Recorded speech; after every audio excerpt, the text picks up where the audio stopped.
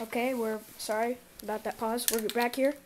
We're finishing up the stock on the Double Eagle Winchester in olive drab, Krylon ultra flat. Sorry it's kind of dark in here, you know, because like I said, it's snowing outside, so sorry. I'll give you a little. That's what it looks like outside.